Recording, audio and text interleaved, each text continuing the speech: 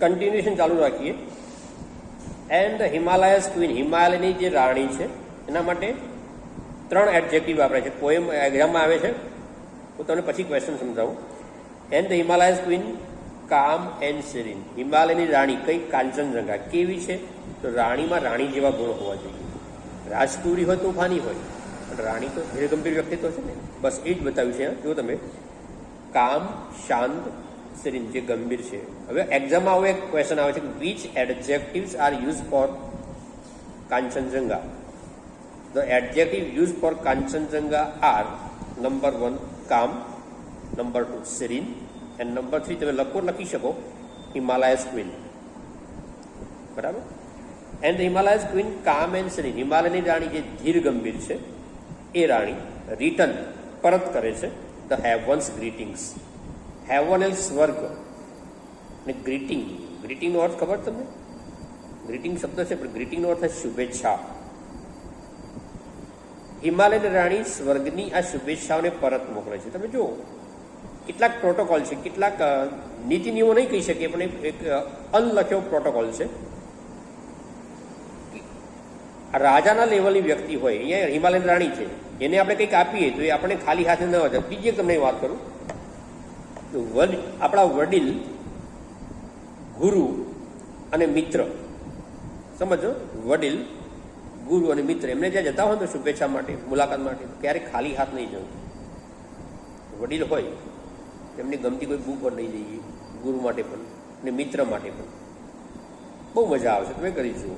આગળ જરા પ્રોફેશનલ રિલેશનમાં તમે આગળ જરા જોબમાં હશો ક્યાંક, તમે આ એપ્લાય કરશો you will be very successful in your manner and approach also.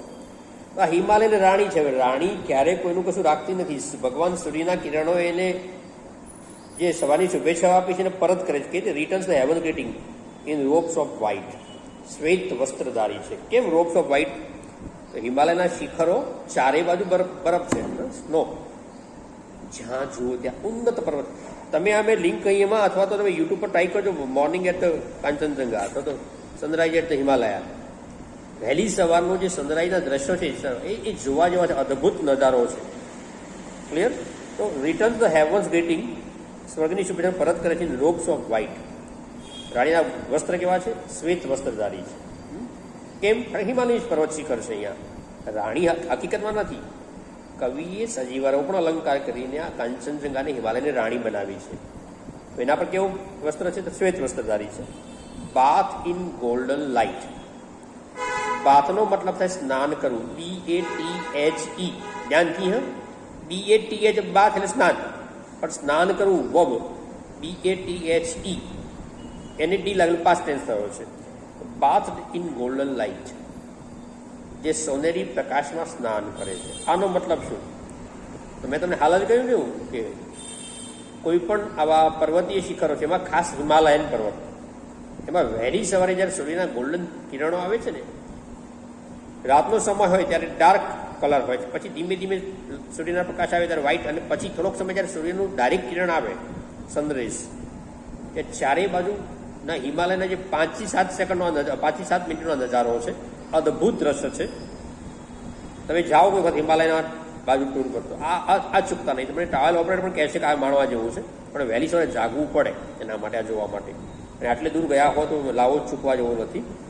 વહેલી સવારે જે સૂર્યના કિરણો આવે જે ગોલ્ડન કલરના હોય છે, એના કારણે ચારે બાજુ શ્વેત વસ્ત્રધારી હિમાલય થોડોક સમય તો ગોલ્ડન થઈ જાય છે, સોનેરી થઈ જાય છે. બાથ ઇન ગોલ્ડન લાઇટ, એટલે કવિએ અહીંયા એ જ વિચારો વ્યક્ત કર્યા છે કે જે ગોલ્ડન લાઇટમાં બાથ સ્નાન કરી રહી છે. Where earth and sky are meeting. આ ક્યાં છે? રાણી ક્યાં આવેલી છે એનું એડ્રેસ પણ આપ્યું છે, લોકેશન પણ આપ્યું છે. અર્થ એન્ડ સ્કાય આર મીટિંગ. હવે ગુજરાતીમાં તમને પૂછું કે જ્યાં ધરતી અને આકાશ મળતા હોય તેવી કાલ્પનિક રેખા, ખબર છે કઈ? ધરતી અને આકાશ મળતા હોય તેવી કાલ્પનિક રેખા, જેને ગુજરાતીમાં ક્ષિતિજ કહેવાય છે. ક્ષિતિજ. તમે જો દૂર દૂર તમે કોઈ વાર દરિયા કિનારોમાં હોય તો દૂર દૂર આકાશ અને દરિયો મળતા એવું લાગે છે. એ મળતા નથી, પણ એ આપણી દ્રષ્ટિની લિમિટેશન છે આંખની, એના કારણે આપણે ખ્યાલ નથી આપણું શું થઈ રહ્યું છે. ક્લિયર? તો where earth and sky are meeting. આ પર્વત શિખર ક્યાં છે? જ્યાં ક્ષિતિજ છે ત્યાં દેખાય છે દૂર દૂર. એક ક્ષિતિજ પર રહેલું આ પર્વત શિખર, જાણે કે સવારના સૂર્યની કિરણમાં સ્નાન કરીને સૂર્ય આપણી શુભેચ્છાઓને પરત કરે છે. ફરીથી Himalayas queen calm and serene, return the heavens greeting in robes of white. આ રોબ્સ લખજો, રોબ એટલે પોશાક, રોબ્સ ઓફ વ્હાઇટ, જે શ્વેત કલરના રોબ્સ પહેરેલો છે. Bath in golden light where earth and sky are meeting, જ્યાં આકાશ અને ધરતી મળે છે. એન્ડ ધ મોર્નિંગ ડ્યુઝ, વહેલી સવારનું ઝાકળ. ઝાકળમાં ખાવું પડે, શિયાળામાં જોવા મળશે. And the morning dews and mellow hues, ઠંડા પ્રદેશોમાં ખાસ હોય. આખી રાત તમે જોયું હશે, આપણે ગાર બહાર તમે નીકળો મકાનની બહાર રાત શિયાળામાં વહેલી સવારે, તો જો ફૂલછોડ હોય તો ફૂલછોડના પાંદડા ઉપર શ્વેત બિંદુઓ પાણીના હોય છે. તારા વ્હીકલ પાર્કમાં પણ તમે જોવા મળશે, ડિઝાઇન બનાવતા હોય ઘણા લોકો વહેલી સવારે. એન્ડ ધ મોર્નિંગ ડ્યુઝ મેલોહ્યુઝ, સવારનું ઝાકળ જે મેલોહ્યુઝ રંગબેરંગી છે, મેલોહ્યુઝ જે અનેક રંગી છે. આવું કેમ? એ ઝાકળ જેના પર એનો કલર પોતે એક્સેપ્ટ કરે, પાણી જેવું છે. એવું આ ઝાકળથી પેઇન્ટ હર ચીક, રાણીના ગાલ પર પેઇન્ટ ચિત્રામણ દોરે છે. વિથ ફેરી ફિંગર, ફેરી પરી, જાણે કે કોઈ પરી પોતાની ફિંગર કોમળ આંગળીઓથી, પરી પોતાની કોમળ આંગળીઓથી પેઇન્ટ હર ચીક, રાણીના ગાલ પર ચિત્રામણ કરે છે. બહુ અદભુત દ્રશ્યો બનાવે છે, મેકઅપ કરે છે વહેલી સવારનો. And the morning dews and mellow hues paint her cheeks with fairy finger while over the rill, rill એટલે ઝરણા, નાની નાની જે કલ કલ કલ કલ કરતો અવાજ કરી વહેતી હોય, જેનો અવાજ સાંભળવો ગમે આપણને. While over the rill and the sun kiss hill, the love light gently lingers. Over the rill, દૂર દૂર દૂર ઝરણાઓમાં. And sun kiss the hills, તમે જુઓ સૂર્યે જેને ચુંબન કરીને જગાડી છે. સન કિસ ધ હિલ્સ, જે મા પોતાના નાના બાળકને વહેલી સવારે જે પ્રેમથી જગાડે. તમે સમજો, આ એક અલંકારની જે ભાવના, જે ડિસ્ક્રિપ્શન છે, અદ્ભુત છે. મા પોતાના બાળકને જે વાલ, જે હિત, જે પ્રેમથી વહેલી સવારે જ્યારે પણ એને જગાડવો ત્યારે પ્રેમ ચુંબન કરીને જગાડે. મા પણ હસતી અને બાળક પણ હસતું. ભગવાન, કુદરત, નેચર પણ આપણને આટલી જ અદ્ભુત રીતે જગાડે છે, સિવાય કે આપણી પાસે એ પરસેપ્શન હોય જોવાનું. ઘણા તો સવારે સૂર્યોદય કેટલા વાગે થાય છે ઘણા ખબર નહીં હોય. જીવનમાં જેટલા વધારે તમે સૂર્યોદય જોશો એટલા વધારે તમે હેલ્ધી રહેશો, એવું જરૂરી છે. While over the rills and the sun kiss hills, the love light gently લિંગર.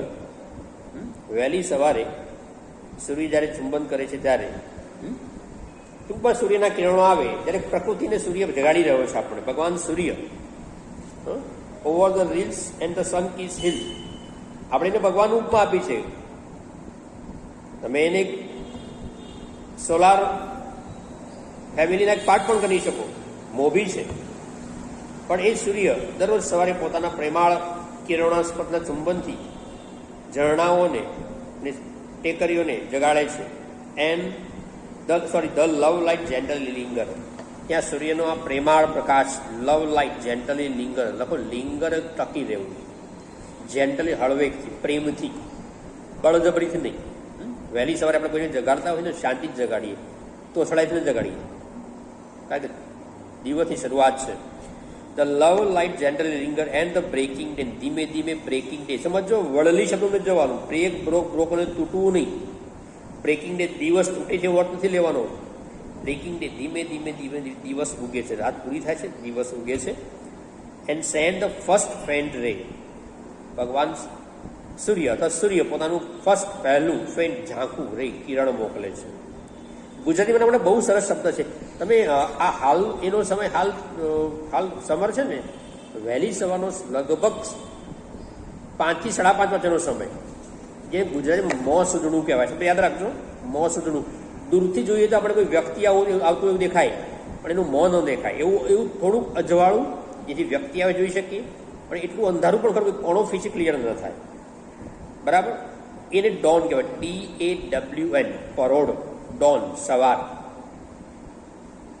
DON વાળું ડોન, મેહુ ડોન વાળું ડોન નહીં, DAWN, ડોન, પરોઢ, પ્રભાત, સવાર. ધ્યાન રાખજો. સેન્ડ ધ ફર્સ્ટ ફેન્ટ રે, ભગવાન સૂર્યનું પહેલું કિરણ આવે ત્યારે બ્રેકિંગ ડે, દિવસ ઉગે છે. Of the loves અનડાઇંગ fountain, loves ભગવાનના પ્રેમનું, કુદરતના પ્રેમનું, અનડાઇંગ મતલબ જેનું ક્યારેય મૃત્યુ નથી તેવું, ફાઉન્ટેન ફુવારા. લવ્સ એનું તમે સમજો, આ કેટલું સરસ શબ્દો કવિ અહીંયા રજૂ કરે છે પોતાની પંક્તિમાં. 3 વસ્તુ કહી દીધી એને. નેચર્સ લવ, કુદરતનો પ્રેમ. કુદરતનો પ્રેમ કેવો પાછો? અનડાઇંગ, જેનું ક્યારેય મૃત્યુ થતું નથી. અને કેવો પ્રેમ? ફુવારા, ઉછાળા મારે છે. આપણો પ્રેમ ઘરમાં મમ્મી પપ્પા જ્યારે ખુશ ત્યારે બહુ પ્રેમ કરીએ, આઈ love you mamma, I love you પપ્પા. જ્યારે કંઈક મમ્મા કામ બતાવે, પપ્પા કામ બતાવે તો ના, એવું નહીં કરવાનું. પ્રેમમાં કોઈ શરતો ન હોવી જોઈએ. કુદરત ક્યારે, ભગવાન સૂર્ય શરત કરે છે કે આજે સવારે જો તમે આ કામ કરશો હું તમને કિરણો મોકલીશ. અનડાઇંગ ફાઉન્ટેન છે. તમે ક્યારેય વિચાર્યું સૂર્ય ક્યારે લેટ પડ્યો, સૂર્ય આજે નહીં ઊંઘું એવું કહ્યું? It's never happens. If it happens then that will be the end of the world. મેં વચ્ચે આપણે 2 વર્ષથી તમને ખબર છે we are suffering from this pandemic corona. each and every activity of ourselves stopped but nature never stops. આપણી બધી પ્રવૃત્તિઓ લોકડાઉનમાં ગઈ પણ જ્યારે કુદરત અટકી, કુદરતે પોતાનું કામ નથી અટકાવ્યું. તમે જો ઘણા ખુલ્લા મેદાનોમાં આ બધા લોકડાઉનમાં બધું જ ઠપ હતું. પેલા ટ્રાવેલ્સની મોટી મોટી લક્ઝરી ગાડીઓ પાર્ક કરેલી પડેલી. ગઈ સાલ ચોમાસું ગયું ને પછી લોકડાઉન ખોલી નહોતું તો એ લક્ઝરી ગાડીઓ પર અલગ અલગ વેલા ઉગી નીકળેલા. નેચરનું કામ ક્યારેય નેચર આપણે પ્રોફાઉન્ડ પ્રેમ કરે છે, સિવાય કે આપણી પાસે નજર હોય એનો પ્રેમ સમજવાની, પ્રેમને અનુભવવાની. તો અહીંયા ભગવાન સૂર્યના અનડાઇંગ fountain of Prem, love, અનડાઇંગ fountain of loves, જેનું ક્યારેય મૃત્યુ નથી એવા પ્રેમના ફુવારા આવે છે. આ જોઈને the heart feels the thrills. કવિ કહે છે મારું હાર્ટ, મારું હૃદય ફીલ્સ ધ થ્રિલ્સ. થ્રિલ્સ એટલે રોમાંચ. શબ્દ સાંભળજો, રોમાંચ. રોમાંચ એટલે જેને શબ્દોમાં કહેવું શક્ય નથી. તમને ખ્યાલ છે સ્ટાન્ડર્ડ 11 નો આપણો first unit journey of my life from earth to Everest, Arunima Sinha. એ ટેક્સ્ટનો છેલ્લો પેરેગ્રાફ તમે જોઈ લો છો. એમાં એવું લખે છે my mind was full of kaleidoscopic emotions. મારા મગજમાં એના પહેલા એવી પંક્તિ છે કે હું હસું કે રડું કે ડાન્સ કરું, હું શું કરું સમજી શકતી નથી. That is call thrill. જેને શબ્દોમાં કહેવું અશક્ય છે. It's impossible to express through words. Only you can feel, you can imagine. તમે જોયું હશે ઘણી વખત આપણે ઘણા સ્પોર્ટ્સ ઇવેન્ટમાં, ખાસ ઓલિમ્પિક્સમાં 100 મીટરની જે રન હોય છે રેસ, એમાં જે ફર્સ્ટ નંબરે આવે ને એ માણસ થોડી વાર રડતો હોય છે. કેમ? That is thrill. માણસ પોતાની ઇમોશનને કંટ્રોલ ન કરી શકે ને એ ઇમોશન જ્યારે આંસુ વાટે બહાર આવી જાય એવી વાત છે. અહીંયા કવિ કહે છે while the heart feels thrill, મારું હાર્ટ, મારું હૃદય રોમાંચ અનુભવે છે. And the voices from the hills, મને જાણે કે આ ટેકરીઓમાંથી કોઈ અવાજ સંભળાય.